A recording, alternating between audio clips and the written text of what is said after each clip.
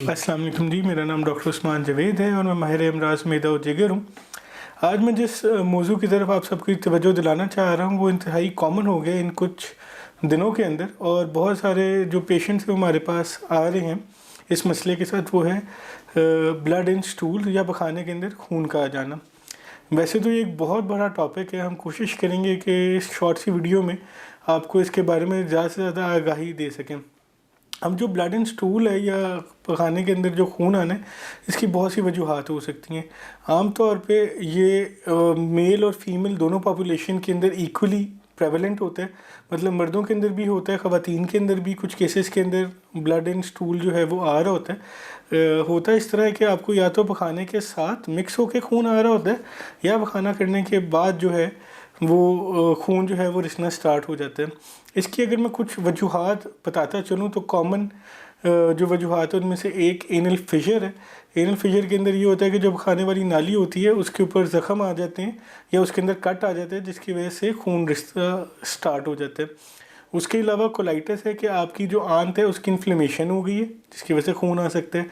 फिर एंजियोडिस्प्लेजिया है कि आपकी आंत बहुत ज़्यादा सेंसिटिव हो गई है, वो एक कॉज बनती है। फिर इसके अलावा मैदे के अल्सर्स, जिनको पेप्टिक अल्सर्स कहते हैं, वो एक बहुत कॉमन वजह है। आजकल की पॉपुलेशन के हवाले से अगर देखा जाए, जो हमारी यंग पॉपुलेशन है जो कि मिर्च मसाले वाले खाने खा रही है या आउटडोर फैटी फूड्स ले रही है, सीडेंट्री लाइफस्टाइल के अंदर जो कन्वर्जन हो गई है, उसके साथ ये बहुत कॉमन होता है पेप्टिक अल्सर। पेप्टिक अल्सर अगर बर वक्त इलाज उसका ना किया जाए, पेप्टिक अल्सर मैं बताता चलूँ आमतौर पर जो इसकी निशानी होती है वो होती है सीने में जलन। तो अगर जिन लोगों को मुसलसल सीने में जलन रह रही है और लंबे अरसे से रह रही है, उनका अगर इलाज बर वक्त ना किया जाए तो वो भी पेप्टिक अल्सर जो है that can also form ulcers, और उस अल्सर फॉर्मेशन की वजह से जो है वो खून रिसना स्टार्ट होता है बड़ी आंत के ज़रिए। इसके अलावा कुछ और भी कैंसर्स होते हैं जिसके अंदर जो बड़ी आंत का कैंसर हो गया उसके अंदर, या कुछ केसेस के अंदर इन्फ्लेमेटरी बाउल डिजीज़ हैं जिनके अंदर खून जो है वो रिसना स्टार्ट होता है पखाने के ज़रिए। आम तौर पे जो मरीज़ हमारे पास आते हैं जिनके अंदर ये बहुत ज़्यादा प्रेवलेंट होते हैं, वो होते हैं ज़्यादा कॉन्स्टिपेशन वाले, जिनके अंदर दायमी या मुकम्मल तौर पे कब्ज़ जो है वो लंबे अरसे से रह रही होती है। वो इस बीमारी के साथ ज़्यादा बुरी तरह मुतासर होते हैं, जिसके अंदर फिर बाद में जब वो परहेज़ नहीं करते तो खून रिसना स्टार्ट हो जाता है। अब जब खून रिसना स्टार्ट हो गया तो उसके अंदर फिर क्या किया जाए। आमतौर पे कुछ लोग इसको बहुत ज़्यादा सीरियस नहीं लेते, जिसकी वजह से आपका HB ड्रॉप होने लग पड़ता है और जिस्म के अंदर पिलाहट के जो है वो निशानात आने लग पड़ते हैं, और जो जिस्म है वो आपको वार्निंग साइंस देने लग पड़ता है कि जी अब आपको इसको ट्रीट करवा लेना चाहिए। जितना अर्ली आप ट्रीट करेंगे उतना जल्दी आपके लिए बेहतर है कि आप मज़ीद इसकी कॉम्प्लिकेशन से जो है वो बच सकेंगे। अब जो इस तरह मैं बता रहा था कि कुछ कैंसर्स हैं आंत के जिसके अंदर ये बहुत ज़्यादा प्रेवलेंट होने लग पड़ता है। अब अगर आपको ये पता लग गया, वार्निंग साइंस आ गए, आपने क्या करना है, आपने सबसे पहले तो अपनी डाइटरी हैबिट्स जो हैं उसको चेंज करना है।